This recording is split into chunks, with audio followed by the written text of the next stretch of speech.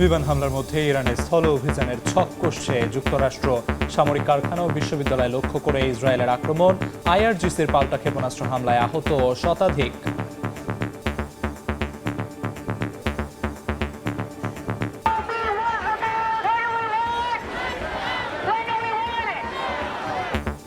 ইরানে আগ্রাসনের প্রতিবাদ খোদ মার্কিনদের, দেশে দেশে ট্রাম্প বিরোধী বিক্ষোভ। মধ্যপ্রাচ্যে শান্তি ফেরাতে বিভিন্ন দেশের কূটনৈতিক তৎপরতা, দ্রুত সামরিক অভিযান শেষ করতে চায় যুক্তরাষ্ট্র।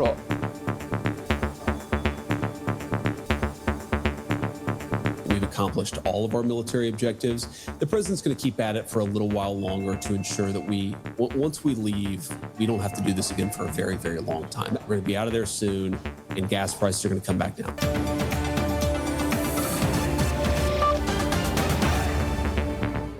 আন্তর্জাতিক সময়ের সঙ্গে আছি আমি আমিরুল ইসলাম আলিফ। ইসরায়েল জুড়ে ব্যাপক হামলা চালিয়েছে ইরান।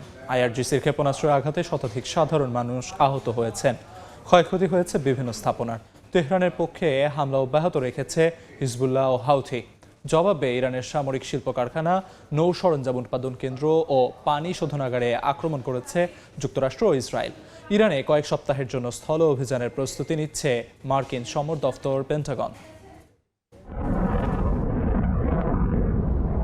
দ্বিতীয় মাসে গড়িয়েছে ইরানের বিরুদ্ধে ইসরায়েল যুক্তরাষ্ট্রের সংঘাত। ইসরায়েলের রাজধানী তেল আবিব সহ বিভিন্ন এলাকায় ভয়াবহ মিসাইল হামলা চালিয়েছে ইরানের বিপ্লবী গার্ড কর্পস। হাইফা শহরের রাডার সেন্টারকে লক্ষ্য করে হামলা চালানোর দাবি করেছে তেহরান। পাশাপাশি বেন গুরিয়ন বিমানবন্দরে জ্বালানি সংরক্ষণ কেন্দ্রেও আঘাত হানার কথা জানিয়েছে আইআরজিসি।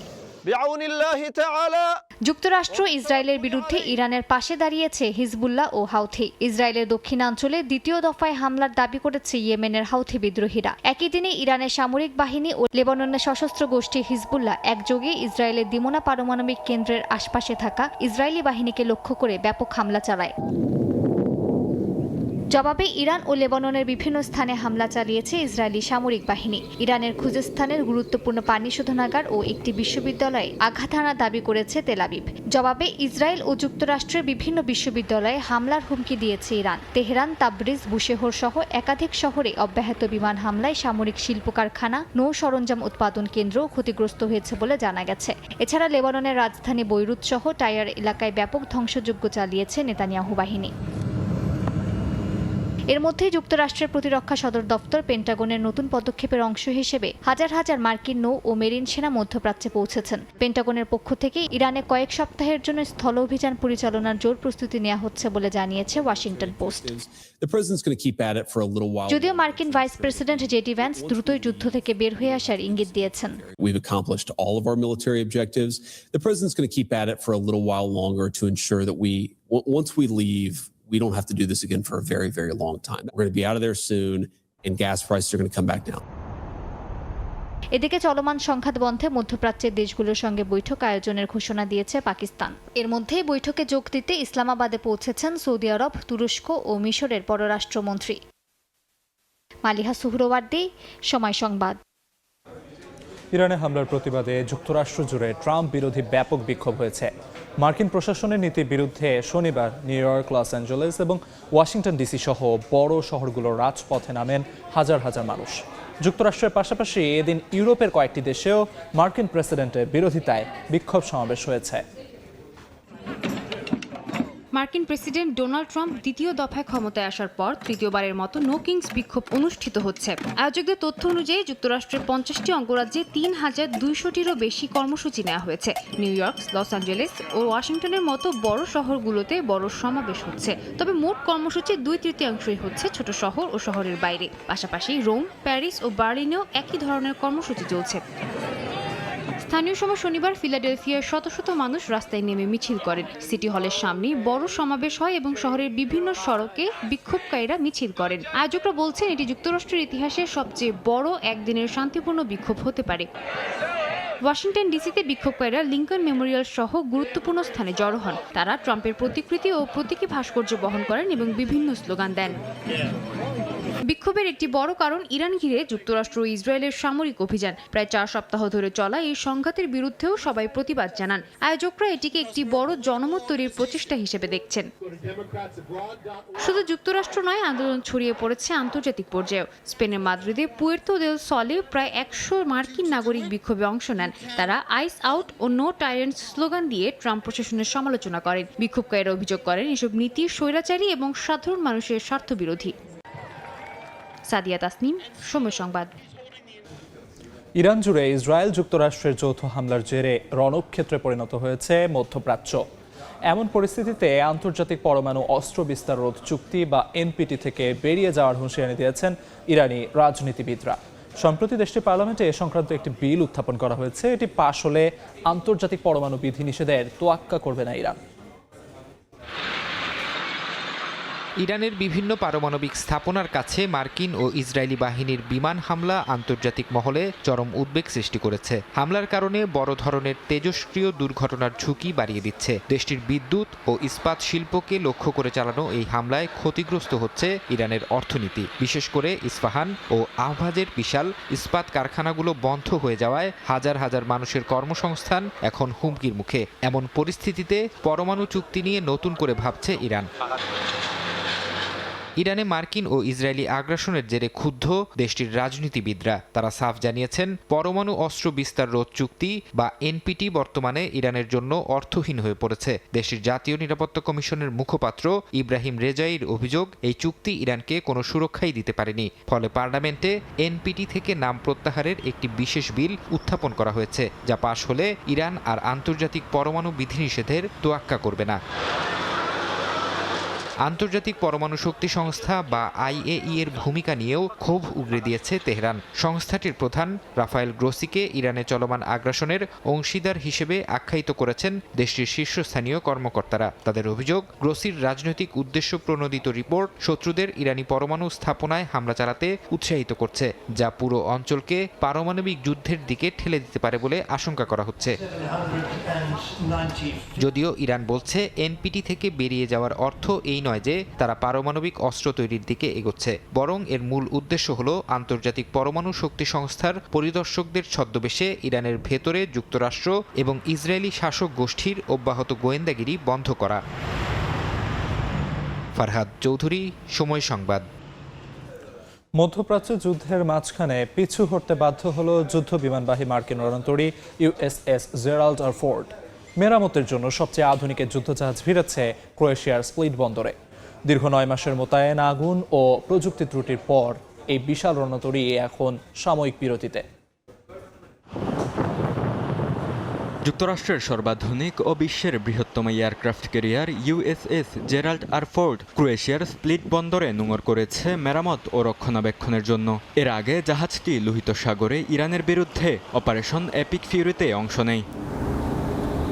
প্রায় 9 মাস ধরে মোতায়েন থাকা এই যুদ্ধজাহাজ মধ্যপ্রাচ্যে যাওয়ার আগে ক্যারিবীয় অঞ্চলেও ভেনেজুয়েলার বিরুদ্ধে অভিযানে অংশ নেয়। দীর্ঘ এই অভিযানে 5000-এর বেশি নাবিক ও 75টির বেশি যুদ্ধবিমান নিয়ে একাধিক ফ্রন্টে সক্রিয় ছিল জাহাজটি। মার্চের মাঝামাঝি জাহাজটির লন্ড্রি সেকশনে আগুনের ঘটনা ঘটে। এতে আহত হন 3 নাবিক। ক্ষতিগ্রস্ত হয় আবাসিক অংশ। পাশাপাশি পুরো মোতায়েন জুড়ে প্লাম্বিং সমস্যায় প্রায় 650টি টয়লেট অচল হয়ে পড়ে, যা ক্রুদের জন্য বড় ভোগান্তি তৈরি করে। সব প্রতিকূলতার মধ্যেও জাহাজটি যুক্তরাষ্ট্রের অন্যতম কৌশলগত শক্তি হিসেবে কাজ করে গেছে। উন্নত রাডার, ফাইটার জেট সহ এই ক্যারিয়ার যে কোনো অঞ্চলে দ্রুত সামরিক শক্তি প্রক্ষেপণে সক্ষমতা রাখে। স্প্লিটে অবস্থানকালে এটি যুক্তরাষ্ট্র ক্রোয়েশিয়া সামরিক সম্পর্কও জোরদার করবে বলে জানানো হয়। বরকতুল্লাহ, সময় সংবাদ। ইরান ও যুক্তরাষ্ট্র ইসরায়েল যুদ্ধে হরমুজ প্রণালী বন্ধ হওয়ায় বিশ্বজুড়ে জ্বালানি সংকট দেখা দিয়েছে। ট্রাম্পের যুদ্ধনীতিতে তার দেশে অভ্যন্তরীণ অসন্তোষের পাশাপাশি পারমাণবিক তেজস্ক্রিয়তার ঝুঁকি এবং শরণার্থী সমস্যা প্রকট হচ্ছে, যা বিশ্বকে এক ভয়াবহ তৃতীয় বিশ্বযুদ্ধের দিকে ঠেলে দিচ্ছে বলে মনে করছেন বিশেষজ্ঞরা। ইরানের বিরুদ্ধে ইসরায়েল ও যুক্তরাষ্ট্রের মধ্যকার যুদ্ধ এখন মধ্যপ্রাচ্যের মানচিত্রে সীমাবদ্ধ নেই। এই সংঘাতে সবচেয়ে বড় আঘাত লেগেছে বিশ্ব অর্থনীতিতে। তেহরান বিশ্বের অন্যতম গুরুত্বপূর্ণ নৌপথ হরমুজ প্রণালী কার্যত বন্ধ করে দিয়েছে। প্রতিদিন বিশ্ব বাজারের প্রায় 20% অপরিশোধিত তেল এই পথ দিয়েই যায়। এখন সেই সরবরাহ বন্ধ, আর এতে করে জ্বালানি তেলের দাম ব্যারেল প্রতি $120 থেকে $180 ছাড়িয়ে যাওয়ার আশঙ্কা রয়েছে। বিশ্লেষকরা বলছেন এই যুদ্ধ লাগিয়ে ডোনাল্ড ট্রাম্প বড় ধরনের রাজনৈতিক ফাঁদে পা দিয়েছেন। যুক্তরাষ্ট্রে পেট্রোলের দাম 30 থেকে 40% বেড়ে যাওয়ায় সাধারণ ভোটারদের ক্ষোভ এখন তুঙ্গে। 60% আমেরিকান এখন ট্রাম্পের এই যুদ্ধনীতির বিরুদ্ধে। এছাড়া গ্লোবাল সাপ্লাই চেইন বা পণ্য সরবরাহ ব্যবস্থায়ও ধস নামতে শুরু করেছে। জ্বালানির দাম বাড়ায় জাহাজ ও বিমান ভাড়া এখন আকাশচুম্বী। চাল থেকে শুরু করে কৃষিপণ্য সবই এখন বন্দরে আটকে আছে। আন্তর্জাতিক মুদ্রা তহবিল IMF সতর্ক করেছে যে এই যুদ্ধ দীর্ঘস্থায়ী হলে বিশ্বব্যাপী মুদ্রাস্ফীতি আরও 1.2% বেড়ে যাবে, যা দরিদ্র ও উন্নয়নশীল দেশগুলোতে দুর্ভিক্ষের মতো পরিস্থিতি তৈরি করতে পারে। গবেষকরা বলছেন এ যুদ্ধে ভয়ঙ্কর পরিবেশগত ও পারমাণবিক ঝুঁকি তৈরি হয়েছে, কারণ যুক্তরাষ্ট্র ও ইসরায়েল ইরানের পারমাণবিক এবং ক্ষেপণাস্ত্র কারখানাগুলোতে নিয়মিত হামলা চালাচ্ছে। আন্তর্জাতিক পরমাণু শক্তি সংস্থা IAEA এবং বিশেষজ্ঞরা আতঙ্কিত যে নাতাঞ্জ বা বুশেহরের মতো স্থাপনায় বড় কোনো বিস্ফোরণ ঘটলে তেজস্ক্রিয়তা শুধু ইরানে নয়, বরং পুরো মধ্যপ্রাচ্য এবং এশিয়ায় ছড়িয়ে পড়তে পারে। আর এ ধরনের ঘটনা ঘটলে তা হবে ইতিহাসের অন্যতম বড় মানবসৃষ্ট পরিবেশগত বিপর্যয়। যুদ্ধের কারণে ইরান, লেবানন এবং গাজার লাখ লাখ মানুষ আজ ঘরবাড়ি ছেড়ে পালাচ্ছে। নতুন করে কয়েক কোটি শরণার্থী তৈরি করেছে। ইউরোপ এবং প্রতিবেশী দেশগুলোতে শরণার্থীর এই ঢল সামাজিকভাবে দেখা দিয়েছে বড় ধরনের অস্থিরতা। এই যুদ্ধ ইতোমধ্যেই বিশ্বকে দুই ভাগে ভাগ করে দিয়েছে। একদিকে যুক্তরাষ্ট্র ও ইসরায়েল, অন্যদিকে রাশিয়া ও চীনের পরোক্ষ সমর্থন পুষ্ট ইরান। এই মেরুকরণ তৃতীয় বিশ্বযুদ্ধের দিকে নিয়ে যেতে পারে বলে মনে করছেন বিশেষজ্ঞরা। শেখ সাদি মারজান, সময় সংবাদ। মধ্যপ্রাচ্য সংঘাতের প্রভাব এখন ইউরোপেও দেখা যাচ্ছে। জ্বালানির দাম বেড়ে যাওয়ায় সাধারণ মানুষের জীবন কঠিন হয়ে উঠেছে। বাড়ছে নিত্যপণ্যের দামও। এর প্রতিবাদে রাস্তায় নেমেছেন ফ্রান্সের ট্রাক ও লরি চালকরা। বিশ্লেষকরা বলছেন দ্রুত সমাধান না হলে পরিস্থিতি আরও খারাপ হতে পারে। ফ্রান্স থেকে বিস্তারিত জানাচ্ছেন মোহাম্মদ লুৎফর রহমান বাবু। মধ্যপ্রাচ্য সংঘাতের প্রভাব পড়েছে বিশ্বজুড়ে। সবচেয়ে বেশি নাজুক অবস্থায় থাকা জ্বালানি বাজারে ধাক্কা খাচ্ছে ইউরোপের দেশগুলো। যুদ্ধের আগে ফ্রান্সে প্রতি লিটার পেট্রোলের দাম ছিল প্রায় 1.5 ইউরো। এখন তা বেড়ে বিক্রি হচ্ছে 2 ইউরোর বেশি দরে। এরই মধ্যে জ্বালানির সংকটে কয়েকটি ফিলিং স্টেশন বন্ধ হয়ে গেছে, যার সরাসরি প্রভাব পড়ছে নিত্যপণ্যের দামে। বিশেষ করে কম আয়ের মানুষের ভোগান্তি সীমা ছাড়িয়ে যাচ্ছে। We see increases in every item prices and petrol.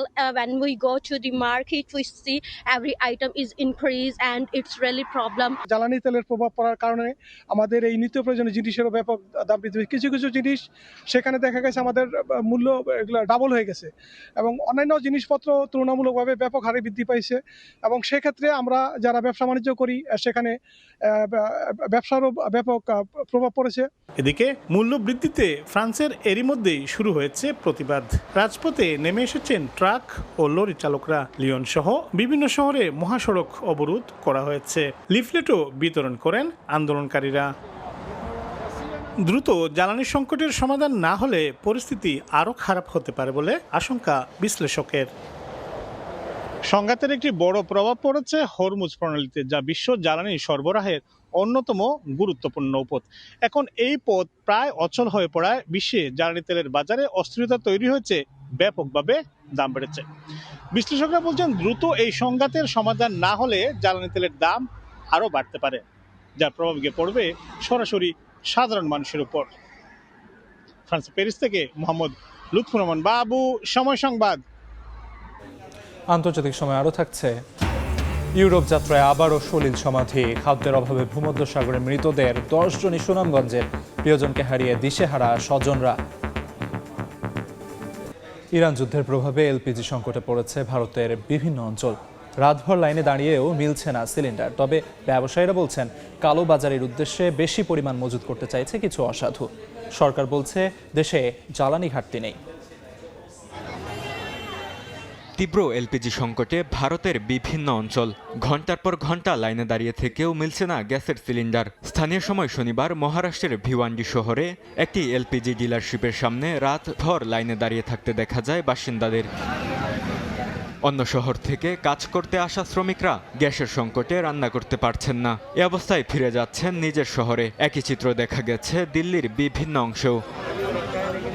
Bharat সরকারের দাবি দেশে প্রায় 60 দিনের তেল মজুদ আছে এবং 1 মাসের এলপিজি সাপ্লাই নিশ্চিত করা হয়েছে। কোনো ঘাটতি নেই পেট্রোল, ডিজেল ও এলপিজিতে। তবে ক্রেতারা বলছেন ভিন্ন কথা। সরকার বলছে কোনো ঘাটতি নেই, কিন্তু আজ কেন্দ্র থেকে মাত্র 300টি সিলিন্ডার দেওয়া হয়েছে। আমাদের সিরিয়াল নম্বর 302, তাই আমরা সিলিন্ডার পাইনি। এখন তারা আমাদের বাড়ি ফিরে যেতে বলছে। এলপিজি ব্যবসায়ীরাও বলছেন গ্যাসের কোনো সংকট নেই, কালোবাজারিতে বিক্রির উদ্দেশ্যে লোকজন বেশি পরিমাণে মজুত করায় এ পরিস্থিতি তৈরি হয়েছে। বরকতুল্লাহ, সময় সংবাদ। লিবিয়া থেকে অবৈধভাবে সমুদ্রপথে ইউরোপ যাওয়ার সময় গ্রিস উপকূলে অন্তত 22 জনের মৃত্যু হয়েছে, যাদের বেশিরভাগই বাংলাদেশি বলে জানা গেছে। এ সময় 21 বাংলাদেশি সহ মোট 26 জনকে জীবিত উদ্ধার করা হয়েছে। মানব পাচারের সঙ্গে জড়িত সন্দেহে এরই মধ্যে 2 জনকে আটক করা হয়েছে। লিবিয়ার পূর্বাঞ্চলের টব্রুক বন্দর থেকে 21 মার্চ যাত্রা শুরু করে ছোট একটি ডিঙি নৌকা। বার্তা সংস্থা এএফপি জানায় 48 জন আরোহী নিয়ে রাবারের নৌকাটি গন্তব্যহীনভাবে 6 দিন সাগরে ভাসছিল। এ সময় খাবার ও পানির অভাবে অনেকে মারা যান। শেষ পর্যন্ত ক্রিট দ্বীপের দক্ষিণ উপকূলের কাছে নৌকাটিকে শনাক্ত করে উদ্ধার অভিযান চালানো হয়। ইউরোপীয় সীমান্ত সংস্থার জাহাজ নারী ও শিশুসহ 26 জনকে জীবিত উদ্ধার করে। কিন্তু আমরা পরবর্তী শিপ দেওয়ার কথা, শিপ দেয় নাই, প্রতারণা করে আমরা হাওয়ার পর দিছে। কোনো জিপিএস ট্র্যাকার বা জিপিএস কোনো ম্যাপ দেয় নাই, কিচ্ছু দেয় নাই, বলছে যে সোজা চলে যাও। 30 জনের মধ্যে 18 জন মারা গেছে, আর বাকি লোক বেঁচে আছে। আমরা গ্রিক কোস্টগার্ড জানিয়েছে খারাপ আবহাওয়া, দিক হারানো এবং খাবার পানির অভাবে এই মৃত্যুর প্রধান কারণ। অতিরিক্ত যাত্রী বোঝাই এবং নিরাপত্তা সরঞ্জামের ঘাটতি পরিস্থিতিকে আরও ভয়াবহ করে তোলে। এই ঘটনায় দক্ষিণ সুদানের 2 তরুণকে গ্রেফতার করা হয়েছে, যাদের বিরুদ্ধে মানব পাচার, অবৈধ প্রবেশ এবং অবহেলার কারণে মৃত্যুর অভিযোগ আনা হয়েছে। সাদিয়া তাসনিম, সময় সংবাদ। আন্তর্জাতিক সময় আরও থাকছে। ইউক্রেন যুদ্ধ নিয়ে মিথ্যা ছড়াচ্ছেন জেলেনস্কি, দাবি মার্কিন পররাষ্ট্রমন্ত্রীর। নিরাপত্তা নিশ্চিতে ন্যাটোর সদস্যপদ দাবি কিয়েভের। মধ্যপ্রাচ্যেও কূটনৈতিক তৎপরতা। ভারতের পশ্চিমবঙ্গ রাজ্যে ভোটের তারিখ ঘোষণা হলেও ভোটের তালিকায় চূড়ান্তভাবে জানা যাচ্ছে না ঠিক কত সংখ্যক ভোটার এবার ভোট দিতে পারবেন। এ নিয়ে রাজনৈতিক দলগুলো ভোটের মাঠে পরস্পরের বিরুদ্ধে এটিকেই বড় ইস্যু হিসেবে দাঁড় করাচ্ছে। আর ভুক্তভোগী ভোটাররা ভোটার তালিকায় নাম তুলতে রাস্তায় নেমে প্রতিবাদ মিছিল ও বিক্ষোভ করছেন। বিস্তারিত জানাচ্ছেন সুব্রত আচার্য, ছবি তুলেছেন বিশ্বজিৎ দাস। গেল মাসেই 5 রাজ্যের বিধানসভা ভোটের তফসিল ঘোষণা করেছে ভারতের কেন্দ্রীয় নির্বাচন কমিশন। আসাম, তামিলনাড়ু, পুদুচেরি, কেরালার পাশাপাশি ভোট হবে পশ্চিমবঙ্গেও, যদিও এখনও রাজ্যটির ভোটার তালিকা চূড়ান্ত হয়নি। 2025 সালে ভোটার তালিকা সংশোধনের সময় পশ্চিমবঙ্গে ভোটার সংখ্যা ছিল 7,66,00,000 লাখ। সংশোধনে 63 লাখ ভোটারের নাম বাদ পড়ে। আরও প্রায় 66 লাখ সন্দেহজনক হিসেবে চিহ্নিত করা হয়। আদালতের নির্দেশে এখনও সেই সন্দেহভাজনদের তালিকা যাচাই করা হচ্ছে। এর মধ্যে 22 লাখ নাম প্রকাশ করা হয়েছে, যার মধ্যে প্রায় 16 লাখ নাম বাদ গেছে। এখনো চলছে যাচাইয়ের প্রক্রিয়া। এমন পরিস্থিতিতে তৃণমূল ও বিজেপির রাজনৈতিক লড়াইও তীব্র হচ্ছে। বিজেপির দাবি অন্য কোনো রাজ্যে এমন ঘটনাই হয়নি। দলটি বলছে ভোট ব্যাংকের জন্য অনুপ্রবেশকারীদের ভোটার করা হয়েছে। এর জন্য তৃণমূলকে দায়ী করেছেন শীর্ষ নেতা ভারতের স্বরাষ্ট্রমন্ত্রী অমিত শাহ। অন্যদিকে বিজেপির সমালোচনা করেছেন তৃণমূল নেত্রী মমতা বন্দ্যোপাধ্যায়ও। বলেন এই প্রক্রিয়ায় এসআইআর আতঙ্কে অনেক মানুষের মৃত্যু হয়েছে এবং এটি आतंक तैरी करेছে। एसआईआर पूरे देश भर में हो रहा, कहीं पर जुडिशियल ऑफिसर नहीं लगाने पड़े। এসআইআর গোটা দেশেই হয়েছে, কিন্তু কোথাও জুডিশিয়াল কর্মকর্তাদের নিয়োগ করতে হয়নি, শুধু পশ্চিমবঙ্গেই করতে হয়েছে। বাংলায় এমন কি হলো যে সুপ্রিম কোর্টকে জুডিশিয়াল কর্মকর্তাদের ভোটার তালিকা সংশোধনের কাজে নির্দেশ দিতে হলো? এর উত্তর পশ্চিমবঙ্গের মানুষের কাছে মমতা ব্যানার্জিকে দিতেই হবে। আমরা কথা দিয়েছি শুধু ভোটার তালিকা থেকেই নয়, ভারত থেকেও একে একে খুঁজে খুঁজে অনুপ্রবেশকারীদের বের করব। लगाना पड़ा। इस बात का जवाब ममता बनर्जी ने बंगाल की जनता को देना। ইলেকশনের আগে পরিকল্পিতভাবে মানুষের নাম বাদ দেয়া। 220 জন মানুষ মারা গেছে। মনে রাখবেন, ভোট বাক্সে তাদের আত্মারা পাহারা দেবে। ভোট বাক্স আপনাদের সব চক্রান্ত ব্যর্থ হবে। ভোটার তালিকা সংশোধনের নামে সাধারণ মানুষকে হয়রানির অভিযোগও উঠেছে। কিছু সংগঠন বলছে একটি নির্দিষ্ট ধর্মের মানুষের নাম বেশি করে বাদ দেয়া হচ্ছে। এই অভিযোগে রাস্তায় নেমেছেন অনেকে। শনিবার কলকাতায় বিক্ষোভের সময় পুলিশের সঙ্গে ধস্তাধস্তির ঘটনাও ঘটেছে।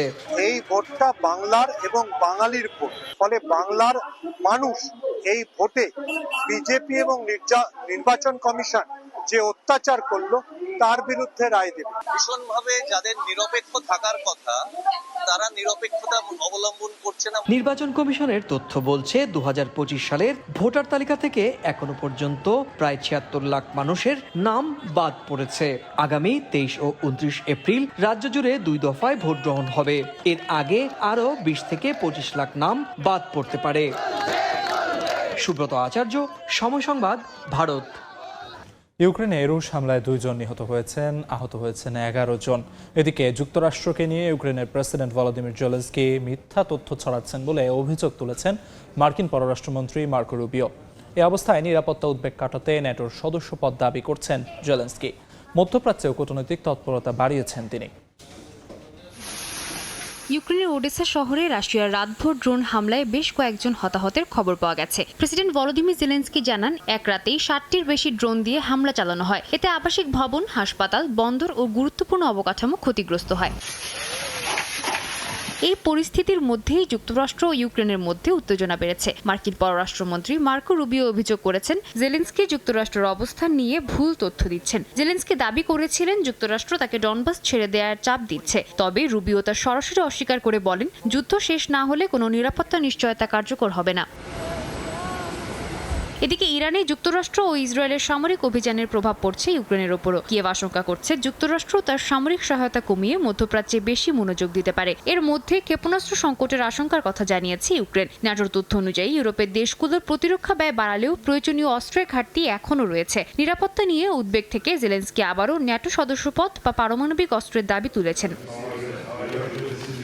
এরই মধ্যে কূটনৈতিক তৎপরতা বাড়িয়েছেন জেলেনস্কি। সংযুক্ত আরব আমিরাত, কাতার ও সৌদি আরবের সঙ্গে প্রতিরক্ষা সহযোগিতা বাড়ানোর উদ্যোগ নিয়েছেন তিনি। এর মধ্যেই কাতারের সঙ্গে 10 বছরের একটি চুক্তি সই হয়েছে। এসব চুক্তির মাধ্যমে ক্ষেপণাস্ত্র ও ড্রোন মোকাবিলায় সহযোগিতা বাড়ানোর চেষ্টা করছে কিয়েভ। সাদিয়া তাসনিম, সময় সংবাদ। মার্কিন ডলারে ডোনাল্ড ট্রাম্পের স্বাক্ষর যুক্ত করার সিদ্ধান্ত ঘিরে শুরু হয়েছে তীব্র বিতর্ক। সমালোচকরা এটিকে নজিরবিহীন ও রাজনৈতিকভাবে বিতর্কিত পদক্ষেপ বলছেন। জীবিত প্রেসিডেন্টকে মুদ্রায় তুলে ধরার প্রচেষ্টা নিয়ে উঠছে স্বৈরাচারী প্রবণতার অভিযোগ। এতদিন যুক্তরাষ্ট্রের কাগজে মুদ্রায় শুধু অর্থমন্ত্রী ও কোষাধ্যক্ষের স্বাক্ষর থাকত, কোনো ক্ষমতাসীন প্রেসিডেন্টের নয়। সমালোচকদের মতে এই প্রচলন ভেঙে ট্রাম্পের স্বাক্ষর যুক্ত করা রাষ্ট্রীয় নিরপেক্ষতার ধারণাকে দুর্বল করতে পারে এবং ব্যক্তিকেন্দ্রিক রাজনীতির ইঙ্গিত দেয়। ক্যালিফোর্নিয়ার গভর্নর ব্যঙ্গ করে বলেছেন, এতে নাগরিকরা এখন বুঝতে পারবেন জীবনযাত্রার ব্যয় বৃদ্ধির জন্য কাকে দায়ী করতে হবে। বিশ্লেষকরা বলছেন, জীবিত প্রেসিডেন্টের সরাসরি সম্পৃক্ততা দেখাতে আইনের ফাঁক ব্যবহার করা হয়েছে, যা অনেকের চোখে রাজতান্ত্রিক আচরণের মতো। এমন সিদ্ধান্ত সামনে রেখে 2028 সালে নির্বাচন ঘিরেও রাজনৈতিক উত্তাপ বাড়তে পারে বলে ধারণা করা হচ্ছে। যুক্তরাষ্ট্রের অভ্যন্তরীণ নিরাপত্তা বিভাগের অচলাবস্থা কাটাতে অস্থায়ী অর্থায়ন বিল পাশ করেছে মার্কিন প্রতিনিধি পরিষদ। তবে সিনেটে এটি আটকে যেতে পারে বলে আশঙ্কা রয়েছে। 6 সপ্তাহের অচলাবস্থা ঘিরে রাজনৈতিক অচলাবস্থাও আরও গভীর হয়েছে। শুক্রবার পাশ হওয়া এই বিল অনুযায়ী অভ্যন্তরীণ নিরাপত্তা বিভাগের অর্থায়ন আগামী 22 মে পর্যন্ত চালু রাখা হবে। এর মাধ্যমে সীমান্ত নিরাপত্তা, বিমানবন্দর তদারকি এবং অভ্যন্তরীণ নিরাপত্তা কার্যক্রম সচল রাখার চেষ্টা করছে প্রশাসন। এদিকে বিলটি এখন সিনেটে কঠিন চ্যালেঞ্জের মুখে পড়তে পারে, যেখানে ডেমোক্র্যাটরা এর বিরোধিতা করার ইঙ্গিত দিয়েছেন। দীর্ঘ 6 সপ্তাহের এই আংশিক শাটডাউনের কারণে ব্যস্ত ছুটির মৌসুমে মার্কিন বিমানবন্দরগুলোতে সংকট দেখা দেয়। এতে চরম ভোগান্তিতে পড়েন সাধারণ যাত্রীরা।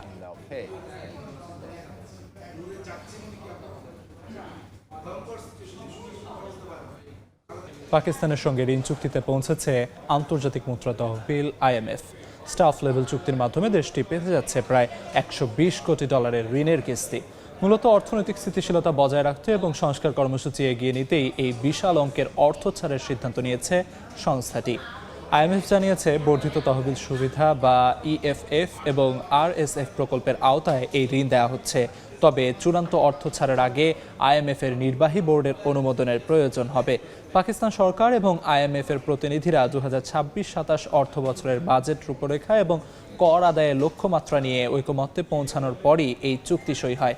সংস্থাটি বলছে, পাকিস্তানের অর্থনীতির বর্তমানে আগের চেয়ে শক্তিশালী হচ্ছে এবং বাজারে বিনিয়োগকারীদের আত্মবিশ্বাস বাড়ছে। তবে মধ্যপ্রাচ্যের সংঘাতের কারণে জ্বালানির দাম ও মুদ্রাস্ফীতির ঝুঁকি এখনও রয়ে গেছে। ঋণ সহায়তার বিনিময়ে পাকিস্তানকে থেকে করের আওতা বাড়ানো, জ্বালানি তেলের দাম সমন্বয় এবং বিদ্যুৎ খাতের লোকসান কমানোর মতো কঠোর সংস্কার কর্মসূচি বাস্তবায়ন চালিয়ে যেতে হবে।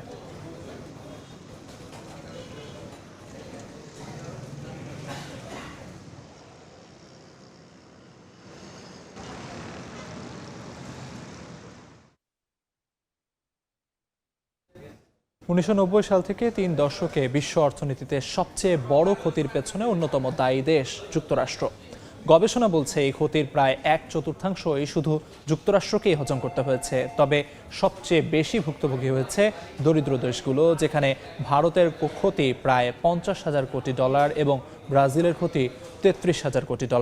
নতুন গবেষণা দেখাচ্ছে বৈশ্বিক উষ্ণতা কিভাবে দেশের জিডিপি ক্ষতিগ্রস্ত করছে। স্ট্যানফোর্ড বিশ্ববিদ্যালয়ের গবেষক মার্শাল বার্কের নেতৃত্বে করা নতুন গবেষণায় দেখা গেছে 1990 সাল থেকে যুক্তরাষ্ট্রের কার্বন নিঃসরণ বিশ্ব অর্থনীতিতে প্রায় $10 ট্রিলিয়ন ক্ষতি করেছে। এর মধ্যে প্রায় 1/4 দেশটির নিজের উপর প্রভাব ফেলেছে। গবেষকরা বলছেন যুক্তরাষ্ট্রের কার্বন নিঃসরণ শুধু নিজেদের নয়, পুরো বিশ্বের জন্য ক্ষতিকর প্রমাণিত হয়েছে। গবেষণায় দেখা গেছে ধনী দেশগুলো থেকে নিঃসৃত কার্বন দরিদ্র দেশগুলোর উপর সবচেয়ে বেশি প্রভাব ফেলে। ভারতের ক্ষতি প্রায় $50,000 কোটি এবং ব্রাজিলের ক্ষতি $33,000 কোটি। এই ক্ষতি শুধু অর্থনৈতিক নয়, বরং জনস্বাস্থ্য ও শ্রমিকের কর্মদক্ষতার উপরও প্রভাব ফেলে। গবেষণায় লস অ্যান্ড ড্যামেজ বা ক্ষতি ও লোকসানের আর্থিক মূল্য নির্ধারণের চেষ্টা করা হয়েছে। তাপপ্রবাহ, বন্যা, খরা, ফসলের ক্ষয়ক্ষতি অন্তর্ভুক্ত করা হয়েছে। বিশেষজ্ঞরা বলছেন 30 বছরের তাপমাত্রা বৃদ্ধি ধীরে ধীরে অর্থনীতিকে ক্ষতিগ্রস্ত করেছে, যা হাজারো ছোট আঘাতের মতো জমে গিয়ে বড় ধরনের ক্ষতি ঘটায়। যুক্তরাষ্ট্র দীর্ঘদিন জলবায়ু দূষণের দায় স্বীকারে অনীহা দেখিয়েছে। ট্রাম্প প্রশাসন লস অ্যান্ড ড্যামেজ তহবিল থেকে যুক্তরাষ্ট্রকে সরিয়ে দিয়েছে এবং বৈশ্বিক জলবায়ু চুক্তি থেকে বেরিয়ে তেল গ্যাস উত্তোলন বাড়ানোর নীতির পক্ষে অবস্থান নিয়েছেন। গবেষকরা বলছেন এই গবেষণা এমন পরিস্থিতিতে গুরুত্ব তুলে ধরে যে ধনী দেশগুলোকে অবশ্যই বৈশ্বিক আলোচনায় অংশ নিতে হবে। বরকতুল্লাহ, সময় সংবাদ। যুক্তরাষ্ট্রের টেনেসিতে স্কুল বাস দুর্ঘটনায় 2 শিক্ষার্থী নিহত ও 7 জন আহত হয়েছেন। শনিবার দুপুরে ক্যারল কাউন্টির হাইওয়েতে এই দুর্ঘটনা ঘটে। টেনেসি পরিবহন বিভাগের বর্জ্য বহনকারী ট্রাক, একটি প্রাইভেট কার ও স্কুল বাসের মধ্যে সংঘর্ষ হয়। বাসটিতে 25 শিক্ষার্থী এবং 5 জন প্রাপ্তবয়স্ক ছিলেন। বাসটি কেনউড মিডল স্কুল থেকে জ্যাকসন শহরে শিক্ষা সফরে যাচ্ছিল। স্থানীয় কর্মকর্তারা জানান দুর্ঘটনার কারণ জানতে চলছে তদন্ত। আহতদের হেলিকপ্টারে করে হাসপাতালে পাঠানো হয়েছে। আহতদের অবস্থা সম্পর্কে বিস্তারিত জানা যায়নি। এদিকে নেপালের সাবেক প্রধানমন্ত্রী কেপি শর্মা ওলিকে গ্রেফতারের পর রাজধানী কাঠমান্ডুতে তার সমর্থকেরা বিক্ষোভ করেছে। শনিবার ওলিকে গ্রেফতারের পর শতাধিক সমর্থক কাঠমান্ডুর রাস্তায় সমাবেশ করেন। সাবেক প্রধানমন্ত্রীর পক্ষে স্লোগান দেন তারা। পুলিশ জানিয়েছে তারা বিক্ষোভ শান্তিপূর্ণ রাখতে চেষ্টা করছে, তবে কিছু এলাকায় টায়ার জ্বালানোর ঘটনা ঘটেছে। ওলির রাজনৈতিক দল কমিউনিস্ট পার্টি অব নেপাল এই গ্রেফতারের ঘটনাকে অবৈধ এবং প্রতিশোধমূলক কাজ হিসেবে উল্লেখ করেছে। দলটি অবিলম্বে ওলির মুক্তির দাবি করে আজ ফের বিক্ষোভের ডাক দিয়েছে।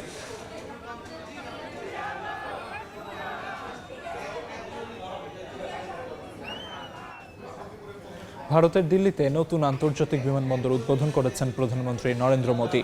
নয়ডায় নির্মিত এই বিমানবন্দর রাজধানীর দ্বিতীয় আন্তর্জাতিক হাব হিসেবে চালু হলো। দ্রুত বাড়তে থাকা বিমান খাতের চাহিদা মেটাতে এই উদ্যোগ নিয়েছে ভারত। শনিবার আন্তর্জাতিক বিমানবন্দরটির প্রথম ধাপ উদ্বোধন করা হয়। প্রাথমিকভাবে বছরে প্রায় 1,20,00,000 যাত্রী পরিবহনের সক্ষমতা থাকলেও ভবিষ্যতে তা বাড়িয়ে 7 কোটিতে উন্নীত করার পরিকল্পনা করা হয়েছে। এই গ্রিনফিল্ড প্রকল্পটি কার্গো পরিবহনেও গুরুত্বপূর্ণ ভূমিকা রাখবে এবং দিল্লির বিদ্যমান ইন্দিরা গান্ধী আন্তর্জাতিক বিমানবন্দরের ওপর চাপ কমাবে। ভারতের দ্রুত বাড়তে থাকা অর্থনীতি ও বিশাল জনসংখ্যার কারণে বিমান ভ্রমণের চাহিদা বাড়ছে উল্লেখ করে মোদী বলেন, নতুন এই বিমানবন্দরের দিল্লিকে বৈশ্বিক বিমান চলাচলের অন্যতম কেন্দ্রে পরিণত করবে। ভারত সরকার জানিয়েছে অবহেলিত অঞ্চলে বিমান যোগাযোগ বাড়াতে প্রায় $3.6 বিলিয়ন বিনিয়োগ পরিকল্পনার অংশ এটি।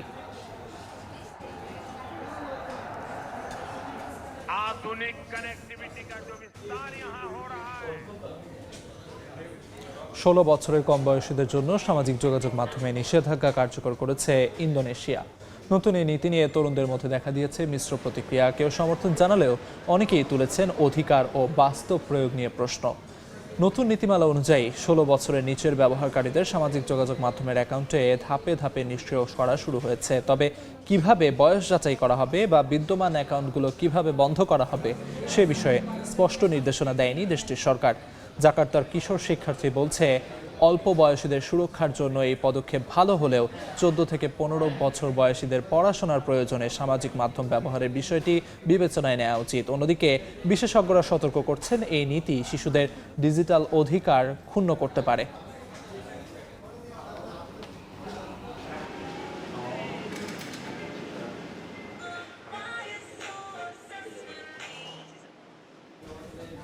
যুক্তরাষ্ট্রে মদ্যপ অবস্থায় গাড়ি চালিয়ে দুর্ঘটনার অভিযোগে গ্রেফতার গলফ কিংবদন্তি টাইগার উডসকে জামিন দিয়েছেন আদালত। ফ্লোরিডায় কয়েক ঘন্টা আটকে রাখার পর জামিনে মুক্তি দেওয়া হয়েছে তাকে। দুর্ঘটনায় কেউ হতাহত না হলেও ঘটনাটি ঘিরে নতুন করে বিতর্কে ফেলেছে এই তারকাকে। স্থানীয় পুলিশ প্রধান জানান, গ্রেফতারের পর উডস সহযোগিতা করলেও নিজেকে দায়মুক্ত রাখার চেষ্টা করছিলেন। অতীতে একাধিক দুর্ঘটনা ও ব্যক্তিগত বিতর্কে জড়ানো এই গলফ তারকার জন্য এটি নতুন করে ইমেজ সংকট তৈরি করতে পারে বলে মনে করছেন বিশ্লেষকেরা। তবে যুক্তরাষ্ট্রের প্রেসিডেন্ট ডোনাল্ড ট্রাম্প তাকে ঘনিষ্ঠ বন্ধু উল্লেখ করে সহানুভূতি জানিয়েছেন। সম্প্রতি ফ্লোরিডার জুপিটার আইল্যান্ড এলাকায় দ্রুত গতিতে গাড়ি ওভারটেক করতে গিয়ে নিজের ল্যান্ড রোভার নিয়ন্ত্রণ হারিয়ে উল্টে ফেলেন টাইগার উডস।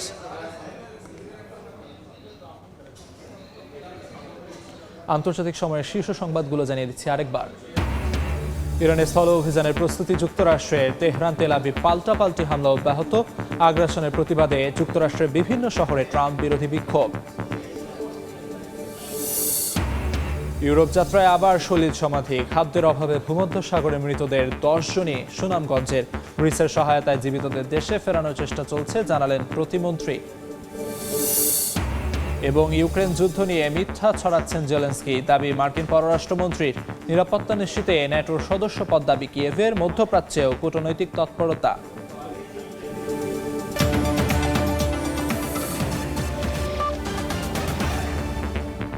এই ছিল আন্তর্জাতিক সময়ের পর বিকেল 5টার সময় সংবাদ নিয়ে আসছি কিছুক্ষণ পর। সঙ্গে থাকুন সময়ের।